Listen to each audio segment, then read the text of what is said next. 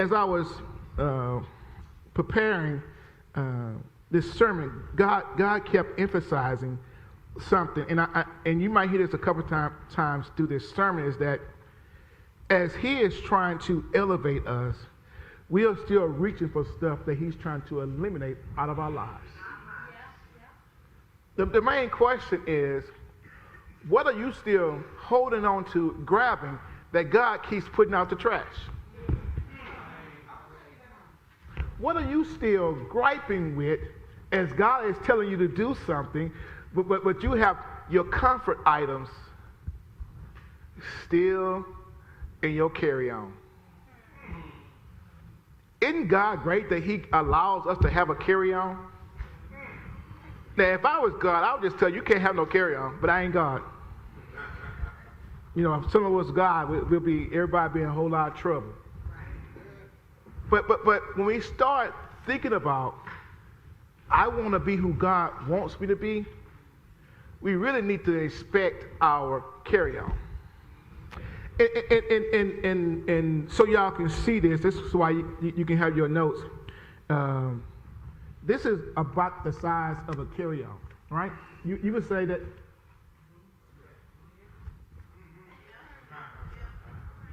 this is about the size of our usual carry-on. And it's kind of heavy because we want to stuff all the stuff that we want to stuff in the carry-on. Because we don't trust the baggage handlers. Right? It's certain things. You ain't going to put your jewelry in your, don't trust them. You ain't going to put your breakables, don't trust them. You sure enough ain't going to put your, see, I like watches. I ain't putting my watches. I don't care if I'm taking 8 watches with me. I'm putting all 8 my. You can't walk through the airport because you trying to get a porter so you can get, because your carry-on. It's a shame your carry-on heavier than your check-in bag. And you don't want to put on a scale because if you put on a scale, it might look at you like you're crazy. Now, I'm keeping this one. That's what we do in our spiritual life. And in our spiritual life, the very first thing that we carry along with us,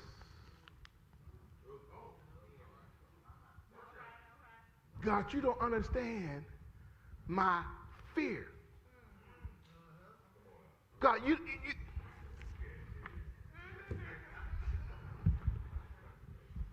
God, you don't understand that the trauma, the issues that I have, some stuff I got to keep with me because, God, I know at that next level, it's some folk who I don't like, I got to love.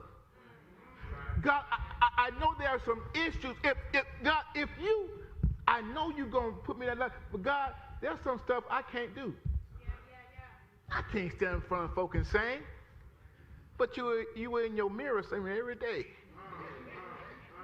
When your favorite R&B song on, you rocking and rolling. Hitting notes like you got a Grammy. I can't teach nobody but you always giving instructions to everybody else. I'm the best cook. I'm the best this. I'm the best dresser. But God, you don't understand. I can't because fear puts me in my place. Ouch. We carry fear in our carry-on because it's also an excuse not to go to the next level. It keeps us right where we want to be. So God, I know that you got my back, God, but there's some stuff I don't really trust you have my back. We just being real this morning. Don't, you ain't got to raise your hand. You ain't got to put yourself on the spot. I already know. There's a lot of stuff I'm afraid to do that, God, I don't want to talk in front of no folk. But we carry it. And God says, I'm more for you than the whole world against you. But see, then fear also causes us to pack something else.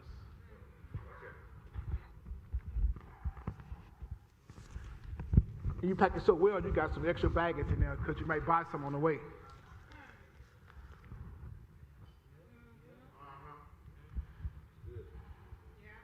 God, you don't know who I am.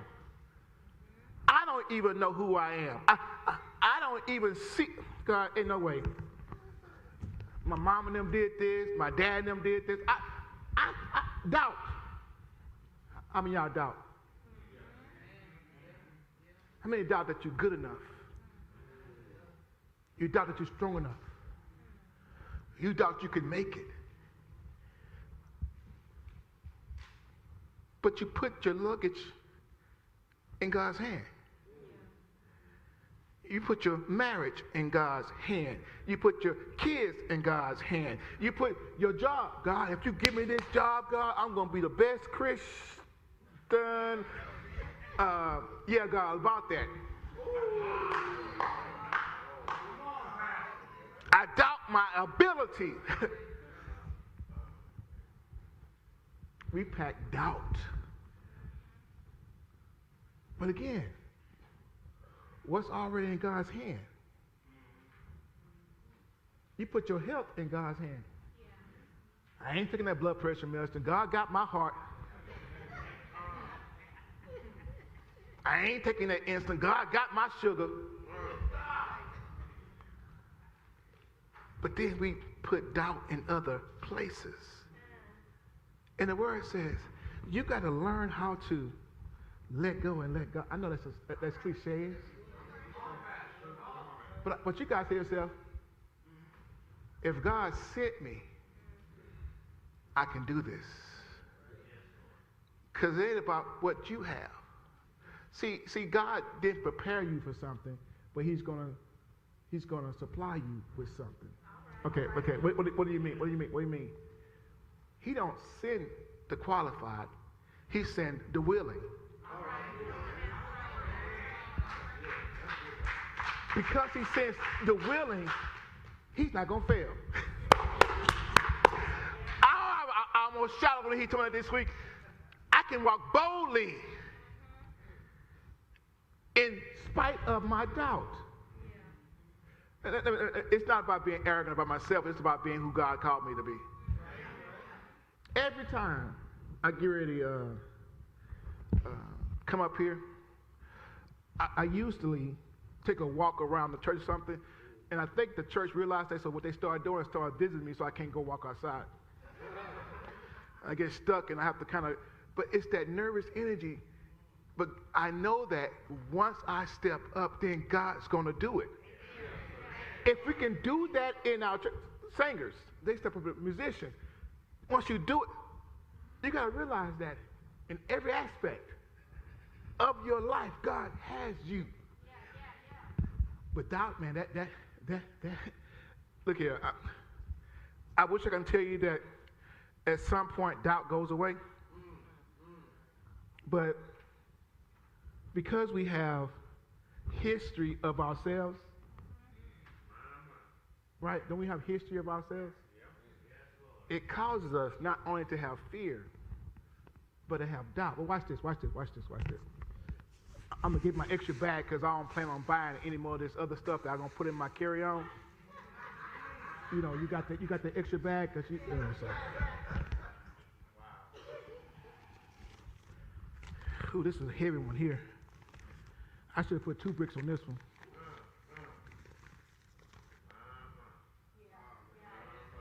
Now, hopefully you write down, because y'all ain't going to talk about me all day long. Like, I can't believe Pastor showed all that stuff up there, and y'all ain't wrote down one note. Okay, I got the nerd section over here. They taking good notes. DJ's giving me a sign back there. But past hurts. So I'm saying DJ's taking notes back there. Don't. Past hurts. And this is a struggle that influences our doubts, which overinflates our fear. And I love this passage because it says, we have a great witness that's looking at us, cheering us on because they realize that we will stop because of past hurts. And these hurts are scars. Hurts could be people telling you, you ain't going to be nothing because your mama ain't nothing, your daddy ain't nothing, your family ain't nothing. And that's your relatives telling you that. That because somebody did you wrong who called themselves a Christian, you doubt you can live up, or you live through lies, and you saw these people at church acting like they were so perfect. I mean, they act like they walked on water. Then you messed around and saw them, husband and wife, out drunk, cussing each other out. Not y'all. The reality is that we have hurts. You know, your true boo turn into your true do. We have true hurts. Your forever me and your forever you turn into your So now you have a hard time dealing with the hard time of the person next. Because we'll say this, it looked like, sounds like, feels like somebody already did before.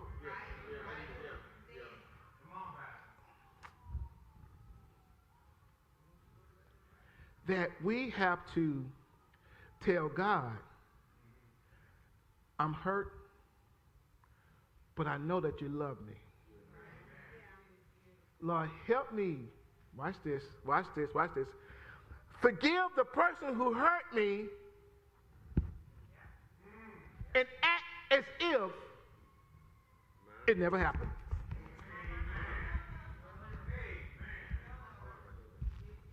And you tell God, Tracy, and God says, I forgave you, and I don't even remember what you did.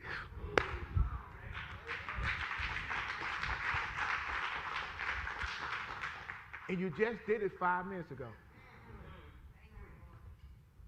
God instantly says, I forgive you. There is no delay from him saying, you saying forgive me? Because Jesus says, if you ask my Father for forgiveness, he will cast it, DJ, from as far as the east is the west. So you don't know, east and west never touches. Because as long as you're going east, you can never hit west. Well, that's a geographical conversation for later.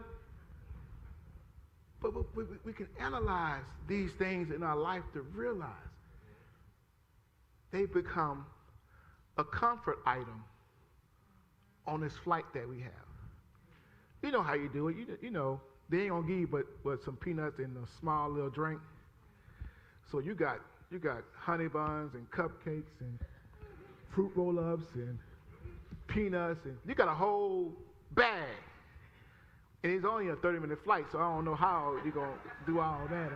It ain't like you flying over to Portugal. You need 12 hours of snack. Well, on those, they give you everything you need. But we have these comfort items that keeps us in a comfortable situation that we hate being in. Truly, you hate being fearful to do stuff. You really talk to yourself about not down. You can do this. You're in the mirror. You can do this. You can do this.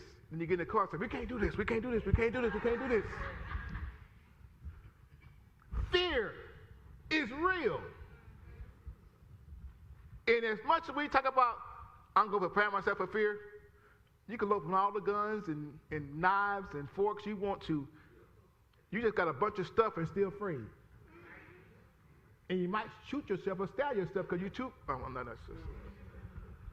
We have built this life out of our physical life into our spiritual life because we think we have mastered the one carry-on and the one check bag. But all we're doing are masking or taking on additional loads that's unnecessary. But watch this though. So we deal with that. We deal with that.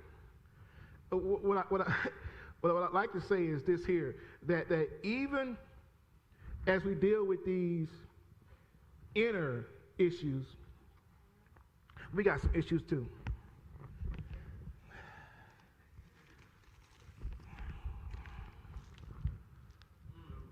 Whew. Whew. We have some negative relationships. Pastor, you understand? That's my sister. Pastor, you don't understand. That's my dog. Okay, maybe y'all don't use that. But you understand, we've been through some thick and thin. Yeah, you shouldn't have been in that thick and thin. And the reason why you were in thick and thin is because your relationship was thick and thin. It's like I was fussing like I was a parent telling my sons and daughters. But anyway, we carry unhealthy relationships. And the reason I say what I just said is that we know what unhealthy relationships look like. Have you ever told your child, don't hang around with him? Don't hang around with her. Why we say that?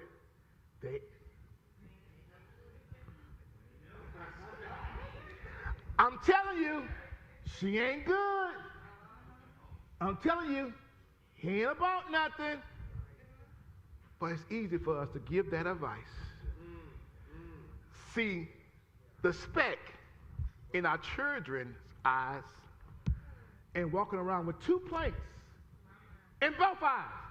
That's 4 planks if you're doing your math again today.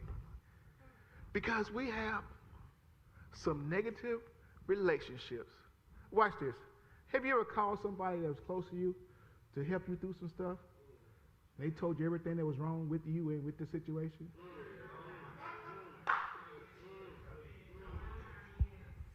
They were supposed to lift you up and give you sound advice.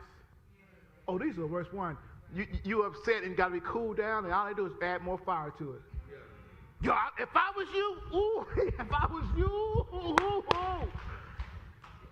I would go tell them, and then you get fired. Girl, I don't know why you did that, man. What, man, you got bills. You got a house note. Weren't you the one telling me to go do that? We have some negative relationships that God has told us in 2022 to get rid of them. Matter of fact, he actually told you in 1992. You just waited 10 years to read the letter from God. So in 2002, he says, I ain't going to tell you I told you so, but I told you so. And here it is, 2025, and you still dragging them along with you. God says, I'm trying to take you somewhere that everybody can't go with you. And because they can't, they're going to talk about you. You think you're too much now. You think you're better than me. Just say, yes, I am. Because my Father in heaven told me. Y'all too afraid to tell folk I'm moving on up. Because you're afraid they ain't going to like you no more. Good. Great. Because some folks should not be on your journey. Okay, I'm yelling like I'm yelling at y'all again. Lay aside every weight. No, you don't understand. We've been talking for, that's been look here, we've been down like 4 flat tires since high school. Well, last time I checked, you can't go nowhere with 4 flat tires. So you need to re-inspect why your tire's flat. And it could be because they're trying to keep you where they at. Okay, now that's too deep. But that's the deep part. That's the deep part. Now, you broke up with him and you broke up with her 15 years ago, and you still want to be friends. Yeah, they smile in your face because, they want to be close to you. But they ain't happy for you. You done quit them and moved on over to your other booette. And you think they give you good advice? Even though they got chick 1, chick 2, and chick 3, boo 3, 4, 5, they want you to be just, am I talking to somebody? I'm sorry. Negative relationships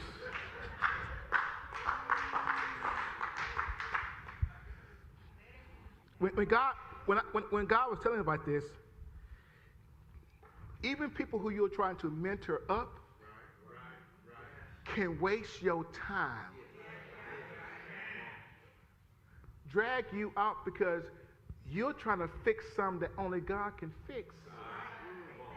And you're wasting your resources on a relationship that was never meant for you to fix. And you're trying to fix something that God says, move on from it.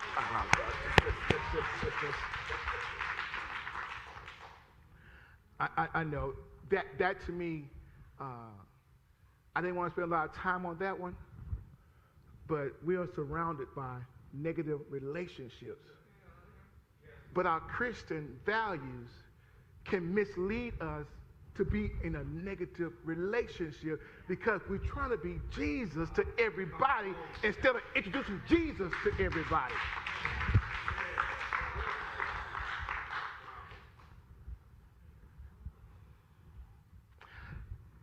I was trying to get that. I told you that one should have been a couple of bricks, maybe 3 or 4, because we carry that along because we are in constant conflict with what we think as Christianity should be. But again, all you got to do is let your light shine as you live a light life.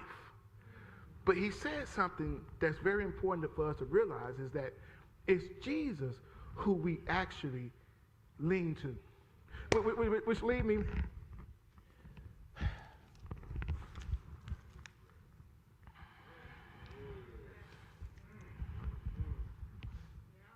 unhealthy habits.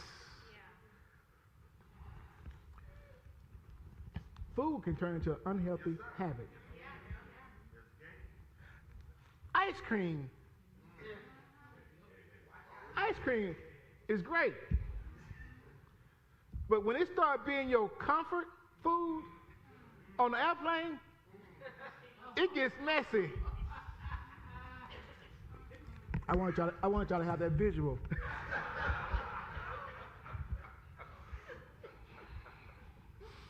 when we think about unhealthy habits, running is a very good habit. But running from things,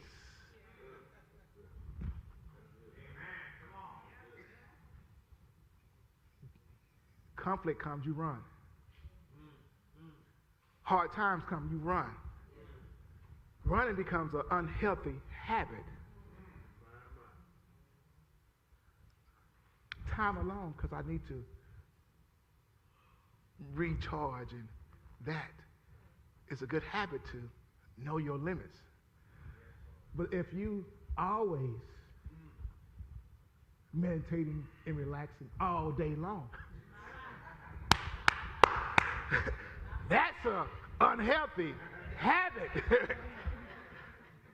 Sleeping is a very good habit. Get your 8 hours. But if you're sleeping 14 and 15 hours, that becomes a very unhealthy habit. Spiritually, if all we ever do is criticize people from a judgmental eye as ourselves, becomes a very unhealthy habit. If you always, I'm sorry, if you always come in and say, well, Reverend McKinley said the same thing, he did this, Pastor did this, and Pastor, at some point, now you can tell me, it says, stop leaning against the post. Okay, that's a good idea. Stand up straight. That's a good idea. Stop moving around. Stop walking. People say, I make them dizzy because I walk so much. Now, your first 2 was good.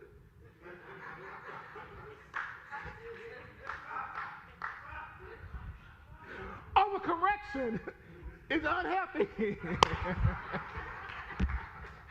Habit. Because we got to leave room for grace.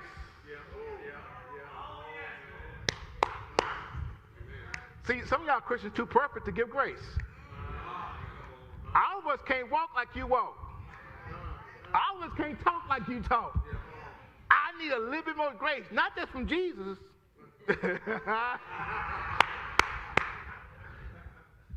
Not, to be honest, we forgot about grace. As soon as y'all leave out of here, now, let me tell you how funny it is. How funny it is to me. Usually, when we leave here, all my kids, we go to our house, and we have the kids and the grandkids there. I'm having fun playing with the grandkids. They have the audacity to have chicken fried pasta.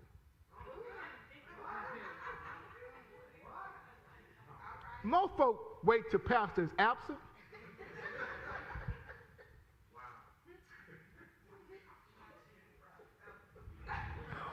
With a side of old gravy.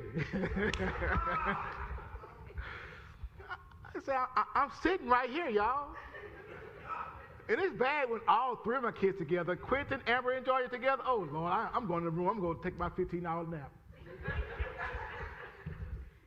But I laugh because there is grace there. But as Christians, do we really just cut people down without giving grace? Unhealthy habit for Christians is that we are the reason why most folk don't come to church, not because of God. Let me move on because y'all.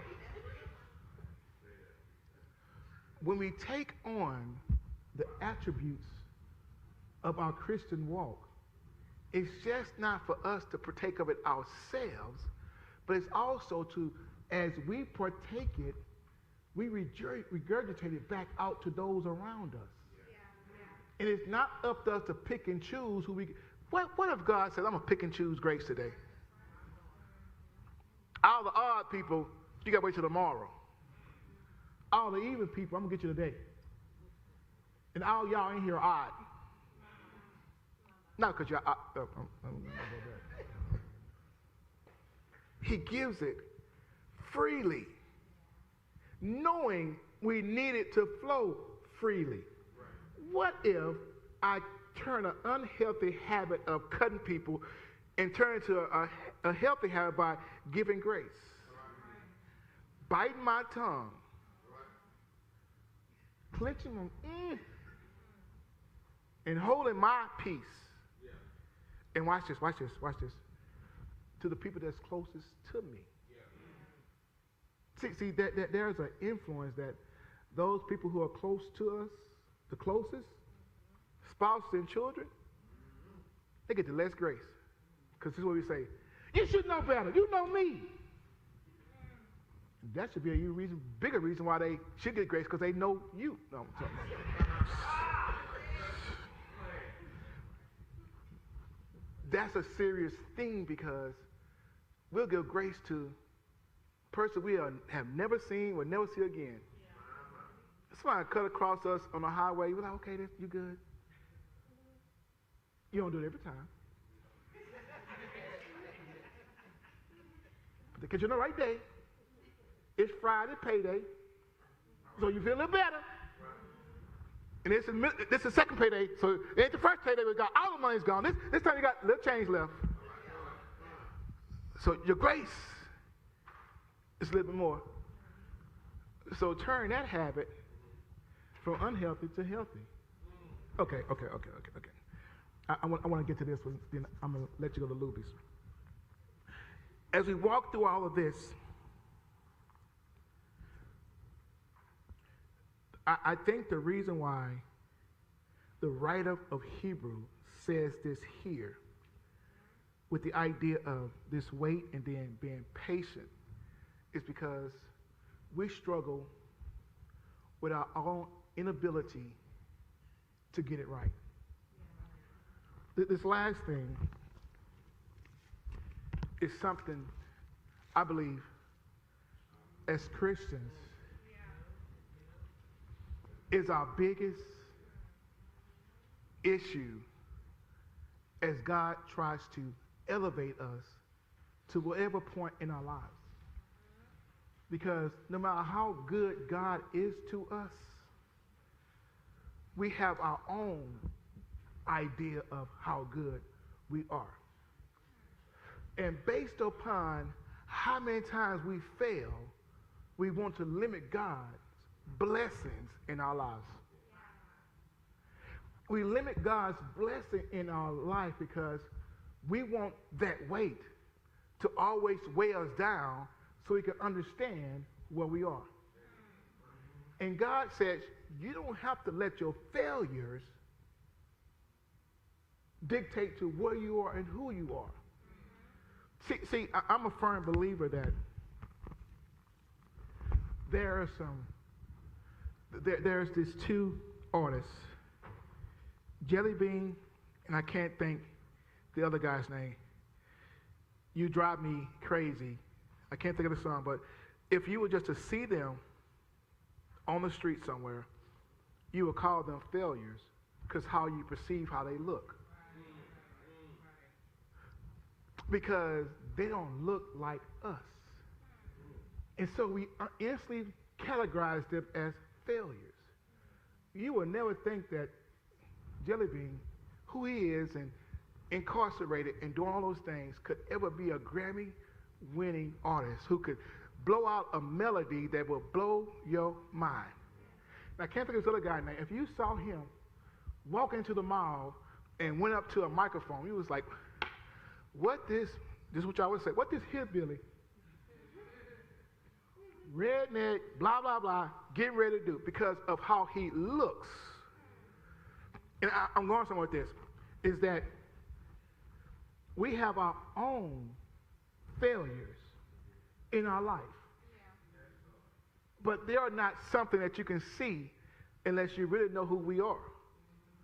But we walk around, even in our victories, doubting that we should have the victory. We walk around living in houses that our great ancestors would die for. We drive around in cars that people in third world countries would love to be able just to live in your car. But we walk around defeated in we might be smiling.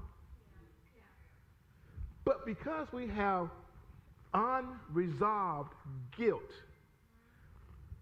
how does this work? You have asked God for forgiveness. So half of that is already resolved in God. The other half is still there.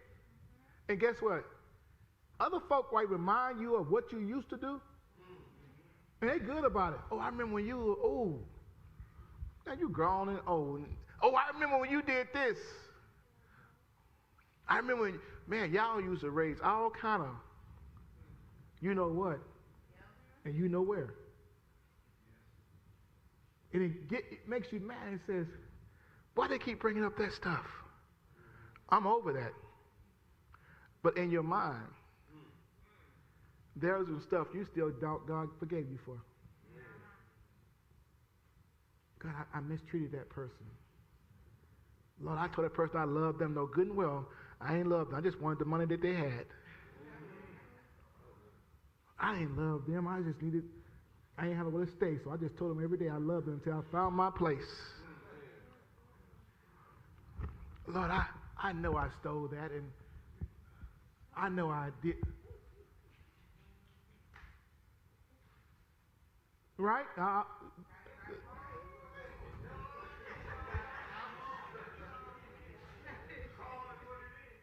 You didn't pray to God 18 times in the last 18 minutes about something he forgave you 35 years ago. And just there in your mind, your heart sunk and said, please don't say mine, please don't say mine, please don't say mine. Skip over what I did, skip over that. I stabbed that person, I lied to that person, I did everything I could to kill that person, didn't even happen. We all have that, and we can't move forward because we still packing it into our carry-on. Because God can't forgive me for that. Well, watch this. Somebody listening on here been divorced 8 times and scared God going, do you realize God forgave you after the first one, second one, third, fourth one, fifth one, sixth one, the 10th one too, he even forgave you for that one. And the one you was going to get into, he forgave you for that one too. The woman at the well. He said, I know your life. Yeah. In matter of fact, I know it so well, the person that you lie about your husband, he ain't your husband. Yeah. Quit telling folk that's your husband because they ain't your husband. Oh, I'm sorry. That's not your husband. And she was like, she was going early in the morning or late at night to get some well water. Now you won't be there the first time because you know all day long people done dip their little bucket in their water. They ain't cleaned the bucket in the whole week, and y'all know how some folk ain't clean. Don't make me like I'm crazy. They didn't dip their dirty bucket in the water, and by the time you come, you get up a dirt. Well, I ain't gonna tell you what else in there, but that's okay. Because she was afraid of what folk. She said, why are you talking to me? I know who you are. Why? Because he says, I'm going to give you living water that you can live beyond. I'm going to elevate. I'm going to elevate you. And watch this. When he talked to her, when he forgave her, when he set her up, she didn't just go hide back in her closet and fearful. She said, I don't care what y'all think. Jesus did this to me, so I'm not going to tell everybody who I was running from, who I was afraid of, who I was scared of, because now my guilt. You think she sat back and worried about husband number 2, 3, and 4? She probably went to the house and said, look here, husband to be number 8. You don't even deserve me. So take your bags. You better call Luke.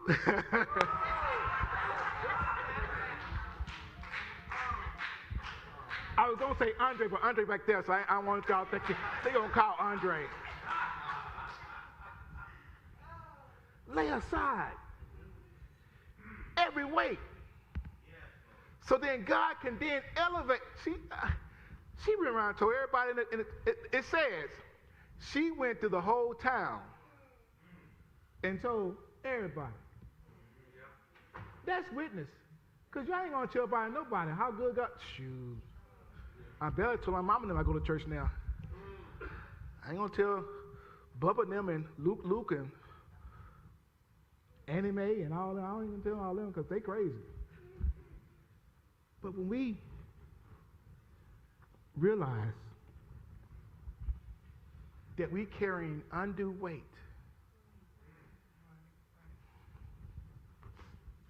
that we carrying unnecessary weight,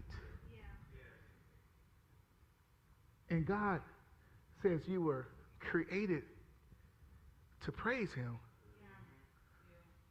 but because you got so much weight in your carry-on that God keeps on trying to empty, and you keep on putting stuff in, we got to be able to lay our weight aside and close up our carry-on. And then, matter of fact, trust God big enough to get rid of your carry-on. That now I'm truly free to praise Him. See, when He starts to talk to us and God is telling us what to do, we got to realize why we can't move, because we got stuff. God is speaking to y'all, but y'all can't move because y'all got too much stuff. Y'all got dreams and hopes and ideas, but what's stopping you from elevating? You're a hot air balloon that got too many sandbags, and it's time to let go of all of these sandbags so you may do exactly what you was created to do. Worship Him. May God bless you and keep you is our prayer.